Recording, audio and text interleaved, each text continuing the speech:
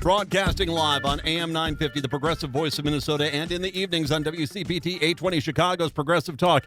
It is the Matt McNeil Show, coming to you from a state right now that's like a Prince song come to life.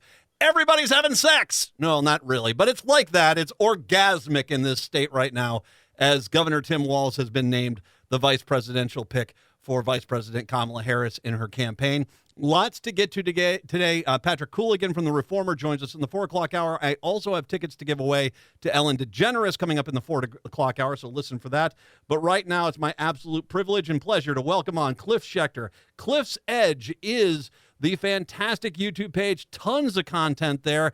Not only should you be going to the YouTube page and watching Cliff's stuff, but you need to become a Patreon. I'm a Patreon. I set up at the $10 level. You find a level. Help support Cliff Schecter. This is information that will make your day better. And he's kind enough today to join us to talk about the vice presidential pick. Hey, Cliff. Hey, is there anything going on up there? Not at all, man. It is How the Twins doing? It's boring. Well, they're actually doing pretty good. They're not bad. They got a win over the Cubbies. You guys just, it rains, it pours, or it snows, right? Everything goes well up there for you guys. You get it all. We get freaking J.D. Vance here in Ohio, and you get freaking Tim Walz, okay? I'm feeling a little bit perturbed at the moment. You can keep Johnny Maybelline, okay? I got Cure albums Johnny at home. Maybelline. I got Cure albums, too. Oh, yeah. We love Jimmy Sofa Cushion down here. We're big fans. Okay, just make sure if he comes into your house, you use that the plastic covering for the sofas and all love seats, because he hears love seat, he'll definitely get certain ideas. So you want to protect your home. Still is all I'm saying. Do not ask him to check the couch cushions for coins. Do not do that. It will be a disturbing thing. Cliff, your thoughts. Now, you and I had been talking a little bit here. It was, Shapiro in Pennsylvania, Bashir, Kentucky, Kelly, Arizona, Walz in Minnesota. All of them pretty good choices. Talk a little bit about the decision by Vice President Harris to go with Tim Walz. Yeah, look, I mean, it seemed like from the moment he came out and he had that viral moment when he called them weird. Yeah. And I'm sorry, you've been kind enough to say stuff about me, but I am going to take a little credit here for the fact that I've been doing that for 8 months now. My response to all the attacks on Biden is old, when he was still our nominee, was, why are we not pointing out that this guy, as in Trump, is old, insane, and really creepy and weird? Like, he humps American flags on stage and, doesn't even ask for permission, by the way. He talks about being attracted to his daughter, tells people to inject bleach. I mean, he's obsessed with toilets and showers, how they flush and how the water pressure is. I don't even need to go into the sharks and batteries. We've heard so much about that crap. He's just a weird freak, and so does J.D. Vance, who, every new thing that comes out about him is more Handmaid's Tale than the last. Women who do not have children do not belong on this earth. We should just launch them into space. I mean, he's just this little weird incel. I mean, but again, MAGA is this collection of creeps and criminals and weirdos. And I mean, they're people that don't fit into normal society. I'm not saying that's every Trump voter, but everybody who's like a core MAGA loser who goes to these events and puts on, their American flag ball huggers. Like, I actually saw those, a guy with those on, by the way, and I still am having trouble keeping my food down, I'd like to point out. I may sue I think I have a case when it comes to and I think I've got an 8th Amendment case for cruel and unusual punishment, but we'll get to that another time. Point being, like, they're just this weirdo, freaky cult. And when you have a group of people like that are sort of the dispossessed losers of society who all join together, who all have antisocial personality disorder or narcissism of some sort or whatever, it's not surprising. And Walz made that go viral. And that's when I didn't know much about him.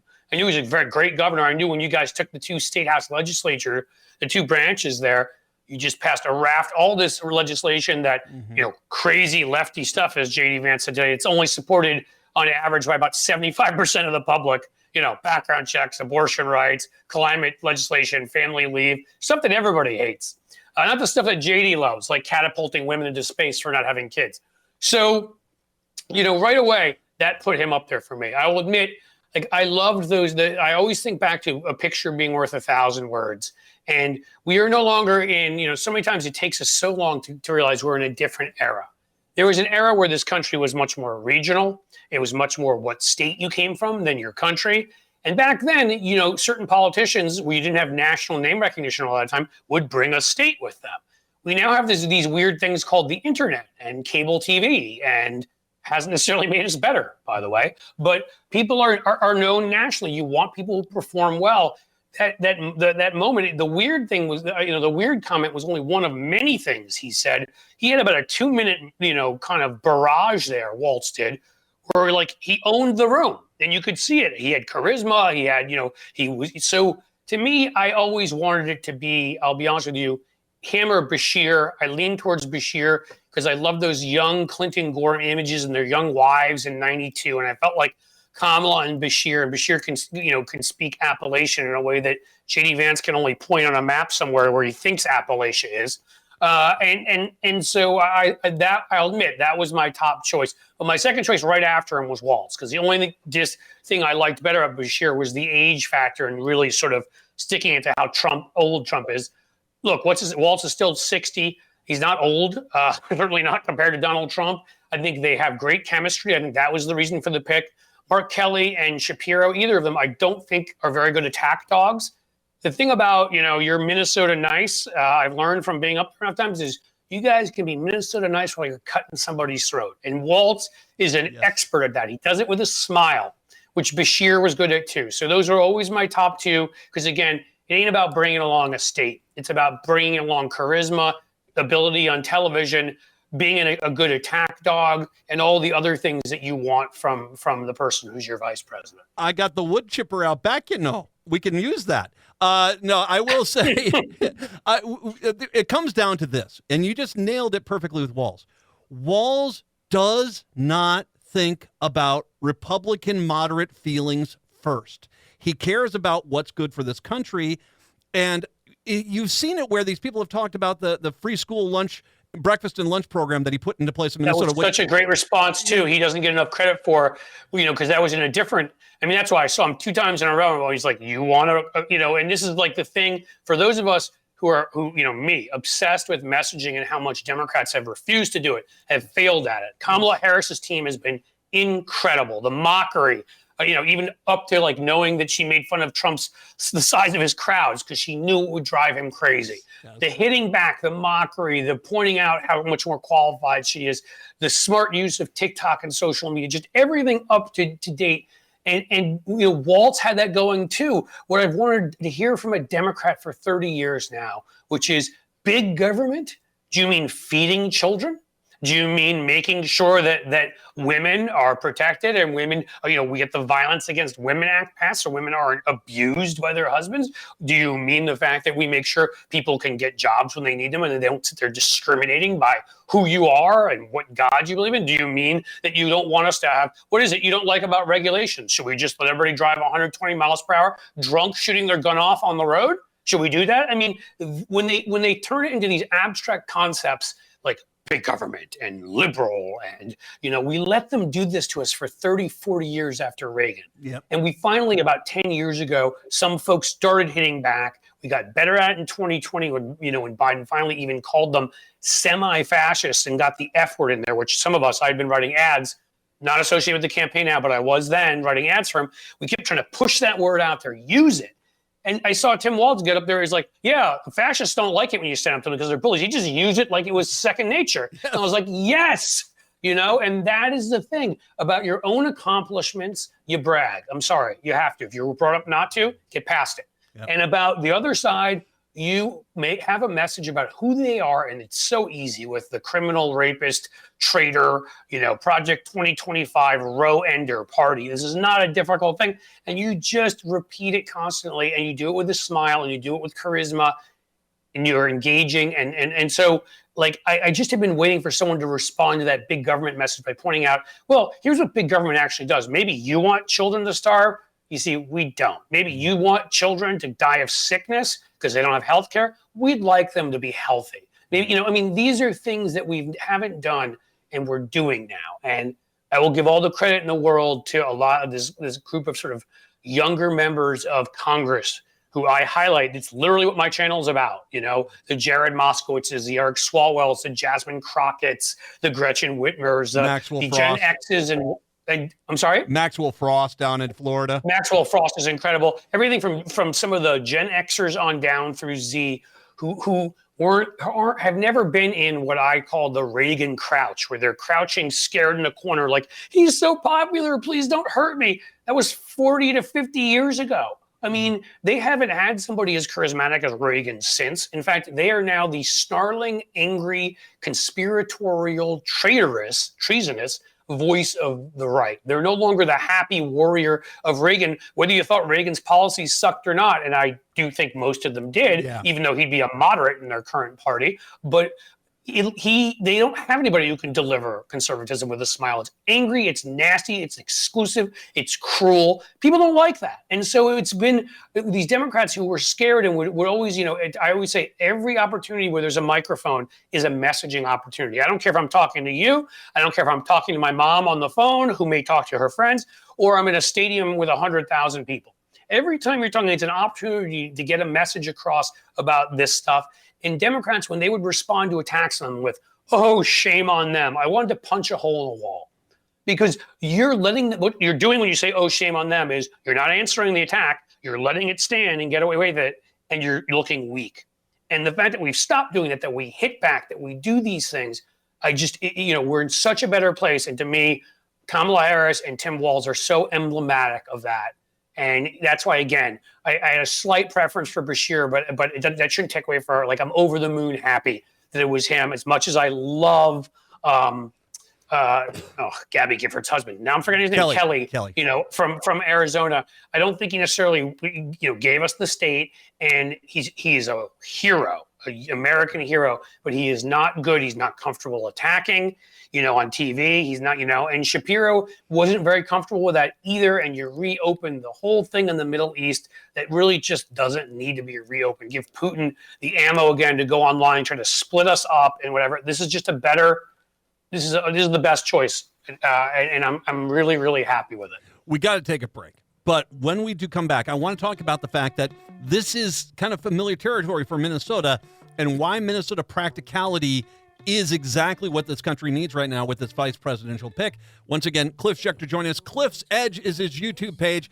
Go there, follow the link, become a member of his Patreon page.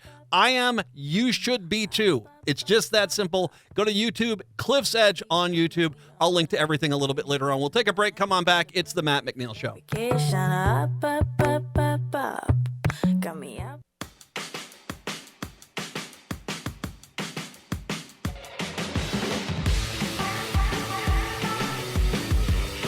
It is the Matt McNeil Show on your Tuesday. Cliff Schecter, kind enough to join us once again. Cliff's Edge on YouTube, and make sure you follow that Patreon.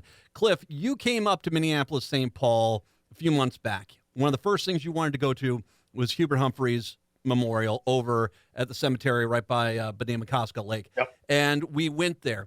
There is a practicality that comes from Minnesota. Governor Dayton, who was Walz's predecessor, Mark Dayton, he one day took the entire budget with a highlighter, put it out on the state capitol stairs, and says, okay, Republicans, tell me where you're cutting. And every Republican got terrified of that because they made him, it's time to put up or shut up. Walz continues that vein in Minnesota. He's been there. This is kind of what as you talk about, there's so many wishy-washy kind of Democrats out there.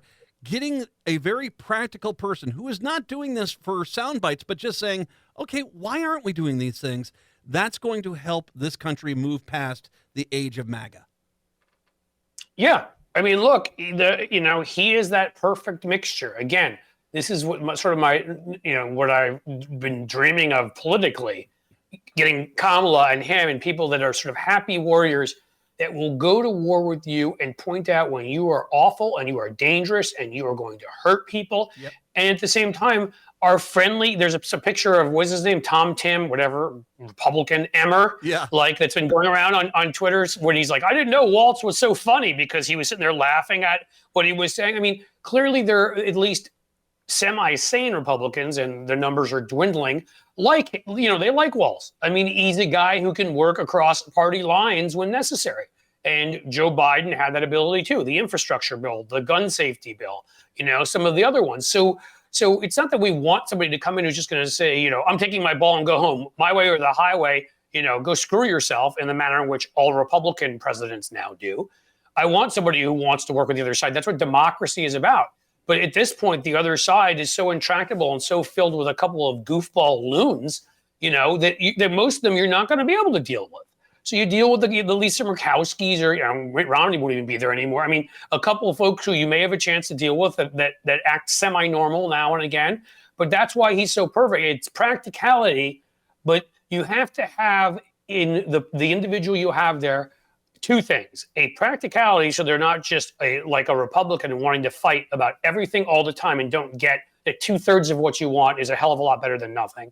But at the same time, a willingness when the other side threatens democracy, threatens women's rights, and any number of things, to stand up, call them out, call them the names that they are. I'm sorry, it's not calling them names. I like to call them names, so I do. But it's not calling them names to call them fascists. That's what they are. It's not calling them names to call them authoritarians who hate women.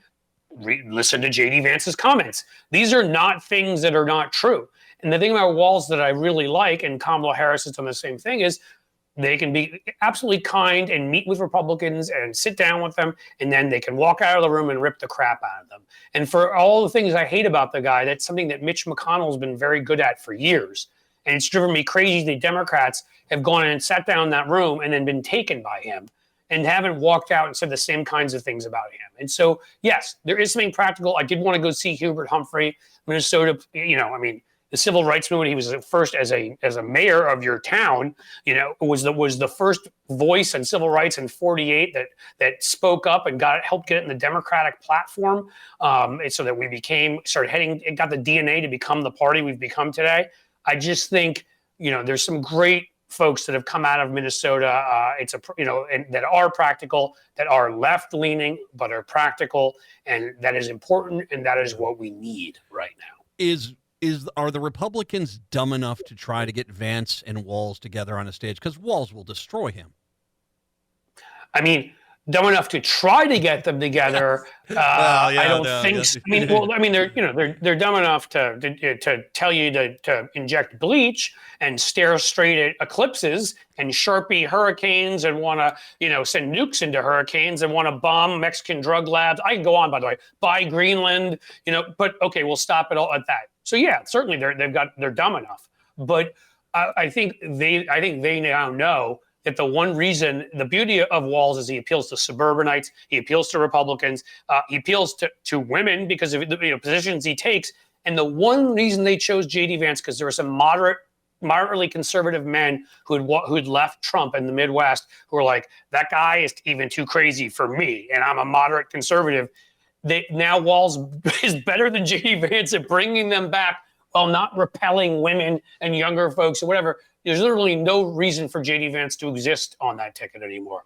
He's a complete, and the beauty is at that NABJ event, and you can tell me when we need to go, by the way, I know we're coming up on it, but that NABJ event the other day, people missed the part because Trump was such a racist. I get why they missed it. We paid attention to all the racism. They didn't see the part where the Fox News reporter, I just put a video up about this, said to him, do you think J.D. Vance is ready on day one? He spent about a minute not saying that J.D. Vance was ready on day one, but actually apologizing for his choice and being embarrassed by him and pointing out how vice presidents aren't important at all. They've never made a real difference, and so it doesn't matter. We're just essentially saying, yeah, I know the guy I picked sucks.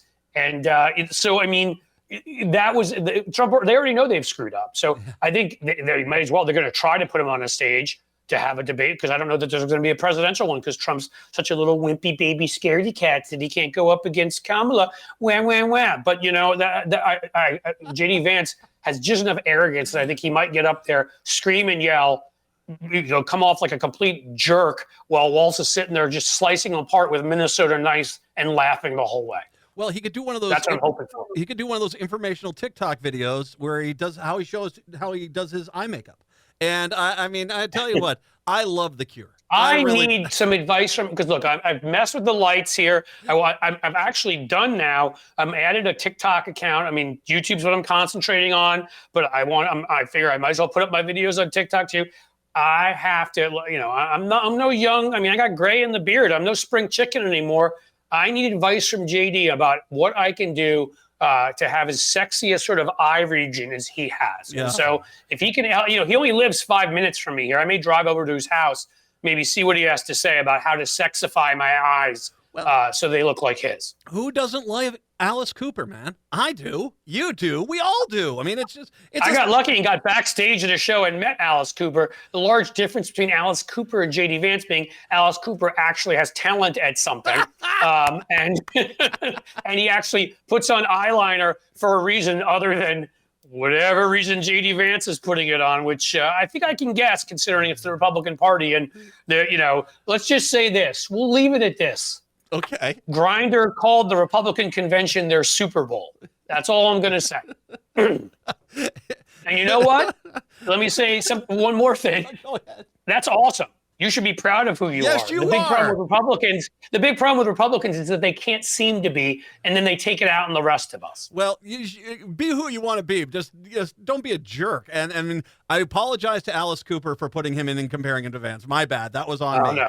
I mean, Alice Cooper puts on one of the truly best dramatic shows around his music I've ever seen. So Cliff Schecter, Cliff's Edge is the YouTube page. There's a Patreon link. You need to go and support Cliff Schecter. It will make you smarter. It is content you need. You need to too. Go get that Patreon page. Click on that. Subscribe there, as well as also make sure you're subscribed to Cliff's Edge. Cliff, as always, outstanding, my friend. Take care. Congrats on the pick, man. You guys are just going to have a lot of fun the next few months. And then we'll all have fun in November. So We'll take a break, come back. It's the Matt McNeil Show.